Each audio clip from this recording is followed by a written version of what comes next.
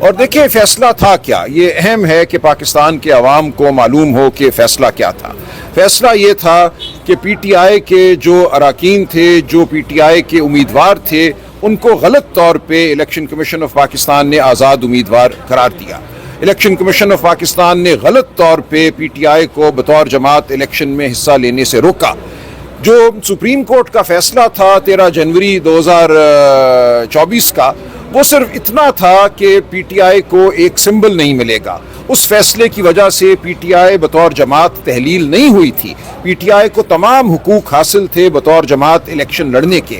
اس لیے election commission کا یہ کہنا کہ پی ٹی آئی بطور جماعت الیکشن نہیں لڑ سکتی, اس کے جو امیدوار ہیں ان کو پی ٹی آئی کا امیدوار تصور نہیں کیا جائے گا, ان کو آزاد امیدوار تصور کیا جائے گا, یہ قطعاً غیر آئینی اور غیر قانونی تھا. تو 8 جج صاحبان نے یہ کہا کہ یہ جو غیر قانونی عمل الیکشن کمیشن آف پاکستان سے سرزد ہوا, اس کی سزا پاکستان کے عوام کو نہیں ملنی چاہیے. ان تمام اراکین کو جو در حقیقت پی ٹی آئی کے کینڈیڈیٹ تھے, پی ٹی آئی کے حمایت یافتہ تھے, ان کو پی ٹی آئی ہی کا ممبر سمجھا جائے گا. پی ٹی آئی کو پارلیمان میں موجود پارلیمانی جماعت سمجھا جائے گا, اور جو پی ٹی آئی کے ممبر پارلیمان میں ہے اس کے تناسب سے متناسب نمائندگی کی بنیاد پہ خواتین کی اور غیر مسلموں کی جو نشستیں ہیں وہ پی ٹی آئی کو دی جائیں گی. تو یہ ہے ہمارا مقدمہ. یہ ہے مقدمہ جو ہم جیت چکے ہیں 8 جج صاحبان کے تاریخی فیصلے کی وجہ سے, جو 13 جولائی 2024 کو آیا یا 12 جولائی 2024 کو آیا. ہم یہ مقدمہ جیت چکے ہیں. اب ریویو ہے. ریویو میں ایک فیصلے کو رد کرنے کے جو گراؤنڈ دیے گئے ہیں وہ انتہائی مختصر ہیں, اور ہماری یہی استدعا ہے کہ ان مختصر گراؤنڈز کی گرفت میں یہ ریویو نہیں آتا. اس ریویو کو ڈسمس ہونا چاہیے. جو 12 جولائی 2024 کا فیصلہ ہے وہ بحال رہنا چاہیے, اور اس فیصلے کے تحت ہمیں 78 مخصوص نشستیں ملتی ہیں قومی اسمبلی اور صوبائی اسمبلیوں میں غیر مسلم اور خواتین کی. وہ نشستیں ہمیں ملنی چاہیے. اچھا سلمان اکرم راجی صاحب, 2 دن پہلے جب آپ اسی عدالت سے سپریم کورٹ آف پاکستان کی بلڈنگ سے باہر آئے تو ہم نے آپ سے سوال کیا. آپ کافی زیادہ نا امید تھے, کافی ڈس اپوائنٹڈ تھے, کافی غصے میں نظر آ رہے تھے. آج گزشتہ سماعت کی نسبت آج آپ تھوڑے سے کانفیڈنٹ بھی ہیں, لگ رہا ہے کہ اعتماد بحال ہوا ہے. آج آپ کی باڈی لینگویج سے لگ رہا ہے کہ کوئی چیزیں آپ کے حق میں بہتر ہو رہی ہیں. تو کیا کہنا چاہیں گے, واقعی آپ پر امید ہیں یا اعتماد بحال ہو چکا ہے آپ کا اس آج کی سماعت کے بعد؟ نہیں دیکھیں, ایسا کچھ نہیں ہے. نہ میں اس دن کوئی ابتر حالت پہ تھا, نہ آج بہتر حالت میں ہوں. اس دن صرف یہ تھا کہ جو حکومتی وکلاء ہیں ان کی بحث سننے کا موقع ملا تھا. وہ بحث انتہائی نامعقول نوعیت کی بحث تھی. وہ پاکستان کے تمام بنیادی حقوق کے منافی بحث تھی. تو اس حوالے سے ایک خفگی تھی شاید. یہ کہنا کہ عدالت کے حوالے سے کوئی نا امیدی تھی یا آج عدالت کے حوالے سے کوئی زیادہ میں پر امید ہوں, دونوں باتیں غلط ہیں. میں اب یہ کہا کرتا ہوں کہ 26ویں آئینی ترمیم کے بعد ہم عدالت کے سامنے اس لیے پیش ہوتے ہیں کہ پیش ہونا ہمارا فرض ہے, ہمیں پیش ہونا ہے. اس کا امید سے کوئی تعلق نہیں ہے. یہی عدالتیں ہیں جو ہمیں میسر ہیں. ہماری جان, مال, زندگی, عزت سب انہی عدالتوں کے ہاتھ میں دے دی گئی ہے 26ویں آئینی ترمیم کے بعد. تو ہم نے انہی عدالتوں کے سامنے پیش ہونا ہے. لیکن بالآخر جو عدالت سب سے بڑی ہمارے لیے ہے زمین پر, وہ عوام کی عدالت ہے. عوام کی عدالت کے سامنے ہم اپنا مقدمہ رکھتے رہیں گے. یہاں کچھ بھی فیصلہ ہو ہم عوام کو آگاہ کرتے رہیں گے کہ ان کے حقوق کیا ہیں. حفیظ اللہ نیازی صاحب نے کہا ہے کہ 5 جون کو خان صاحب کی بیل ہو جائے گی, اور کچھ صحافی حضرات بھی کلیم کر رہے ہیں کہ خان صاحب عید سے پہلے رہا ہو جائیں گے. کتنی صداقت ہے ان خبروں میں آپ؟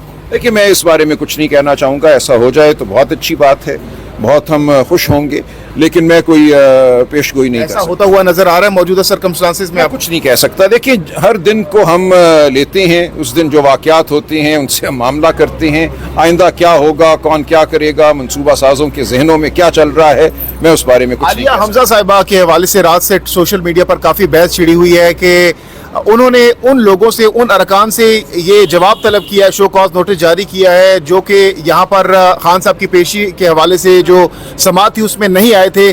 اب ان کے خلاف بھی کارروائی شروع کر دی گئی ہے, اور کہا جا رہا ہے کہ ود ان پارٹی ان کے خلاف کوئی ابہام ہے کہ بھئی ان کے خلاف کوئی سازش ہو رہی ہے. کیا ایسا ہی ہے, ان کے خلاف کوئی سازش ہو رہی ہے؟ دیکھیں, پارٹی کے اندر گفتگو ہوتی رہتی ہے مختلف معاملات کے حوالے سے, اس کو بڑھاوا نہیں دینا چاہیے.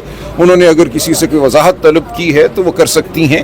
میں سمجھتا ہوں اس معاملے کو پارٹی کے اندر خوش اسلوبی سے طے کر لیا جائے گا, اس میں کوئی بڑا واقعہ نہیں ہے. سر آپ نے کہا تھا کہ اسپیکر کے خلاف ہے ووٹ آف نو کانفیڈنس. یہ تمام وہ چیزیں ہیں جو معمول کی چیزیں ہیں، وہ مناسب وقت میں ہوں گی. یہ محمود خان اچکزئی صاحب کا مشورہ ہے، بہت دنوں سے ان کا یہ مشورہ ہے کہ ہمیں پارلیمان کے اندر تحریک لانی چاہیے عدم اعتماد کی، تو ہم لے آئیں گے. اس کا مقصد کیا ہوگا؟ مقصد یہ ہوگا کہ اس پارلیمان میں جو پارلیمانی روایات کے خلاف کام ہوا ہے پچھلے 3 سالوں سے یا پچھلے 1 سال سے بالخصوص، اس کی وضاحت کی جائے. پارلیمان سے 8 ممبر جو ہیں اغوا کر لیے جاتے ہیں اور پارلیمان اور اس کا اسپیکر خاموش بیٹھے ہیں. یہ وہ معاملات ہیں جن کے حوالے سے ہم نے خاموش نہیں رہنا. مارگلہ کی پہاڑیوں پر ٹینٹ لگانے کے حوالے سے اس وقت پی ٹی آئی کے اندر یہ سوچ پائی جا رہی ہے، تو اگر پہاڑوں پر آپ لوگ بیٹھ جائیں گے، ٹینٹ لگا لیں گے، یہ جنید اکبر خان صاحب نے یہیں پر ہم سے گفتگو کرتے ہوئے میں عرض کرتا ہوں ہے، غور کر رہے ہیں اس پہ. دیکھیں، ایسی تمام باتیں جو ہیں قابل غور بھی ہیں، قابل عمل بھی ہیں. مقصد کیا ہے؟ ہم کہیں پہ بھی جا کے بیٹھیں، اس سے فرق کیا پڑے گا اگر پہاڑوں پہ آپ لوگ بیٹھ جاتے میں ہیں؟ عرض کرتا ہوں، دیکھیں فرق کس چیز سے پڑتا ہے. ایک زندہ قوم جو ہے، ایک ریاست جس میں آئین اور قانون ہو، جس میں شرافت ہو، وہ سنتی ہے عوام کی رائے کو. یہ ضروری نہیں ہوتا کہ آپ ایک جتھا لے کر آئیں اور کسی عمارت پر حملہ کر دیں تو پھر آپ نے پروٹیسٹ کیا.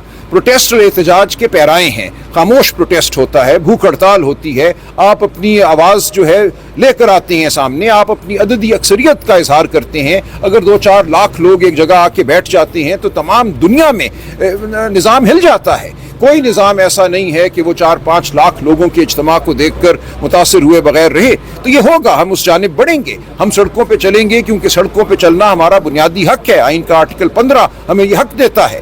ہم نے آزادی حاصل کی سڑکوں پہ چل کے. آپ 1947 سے پہلے کی تاریخ دیکھیں، کس طرح کی جدوجہد ہوئی تھی. حملے نہیں ہوتے تھے، کوئی مسلح گروہ آ کر پولیس اسٹیشنوں پہ یا دیگر عمارتوں پہ حملہ نہیں کرتے تھے. پوری تحریک آزادی ایک اخلاقی تحریک تھی. وہ ایک ایسی تحریک تھی جہاں نہتے لوگ سڑکوں پہ چل کر آواز بلند کرتے تھے، بولتے تھے، پتھر نہیں مارتے تھے، گولیاں نہیں چلاتے تھے. تو آواز بلند کرنا، اپنے وجود کا احساس دلانا، خاموشی سے بھی اپنے حق کا اصرار کرنا، تقاضا کرنا، یہ تمام انسانی تاریخ کے وہ طریقے ہیں جو انسانوں نے بار بار استعمال کیے ہیں اپنی تحریک چلانے کے لیے، اپنے حقوق مانگنے کے لیے. اچھا، صاحبزادہ حامد رضا صاحب نے اب کی بار کہا ہے کہ اس دفعہ جو تحریک ہوگی وہ تحریک ابھی آدھے راستے میں ہوگی، کہ پیچھے سے استعفے بھی آ جائیں گے اور ہمیں جو تحریک ہو واپس جانی پڑے گی اور ہمارے مطالبات بھی پورے ہو جائیں گے. کتنے پر امید ہیں آپ اس چیز کو لے کر؟ دیکھیں، سب کچھ ممکن ہے اگر تو نظام میں ذرا سی بھی شرافت کی رمق ہو، نظام میں اگر ذرا سی بھی عوام کے حوالے سے کوئی ہمدردی ہو. ہمدردی سے میرا مطلب یہ ہے کہ وہ عوام کو انسان سمجھتا ہو. اگر ہمارا نظام، تو عوام کی رائے کے سامنے ہر نظام کو دوزانو ہونا پڑتا ہے. شکریہ. مخصوص نشستوں کے لیے کوشش کر رہے ہیں، لیکن خبریں یہ آ رہی ہے کہ جو آپ کے آلریڈی ایم این ایز ہیں ان کو نہل کر کے 25 سے 30 ایم این ایز کو عددی اکثریت بڑھائی جائے گی. تمام نظام جو ہے ایک ڈھکوسلہ ہے. یہ تمام نظام فارم 47 کے بعد فریب کا نظام ہے. یہ فریب کی بستی ہے. اس فریب کی بستی میں ہم نے سچ بات کرنی ہے، ہم نے حق کا نعرہ لگانا ہے. ہم وہ کرتے رہیں گے، سیٹیں ہماری 10 ہوں 100 ہوں، اس سے کوئی فرق نہیں پڑتا.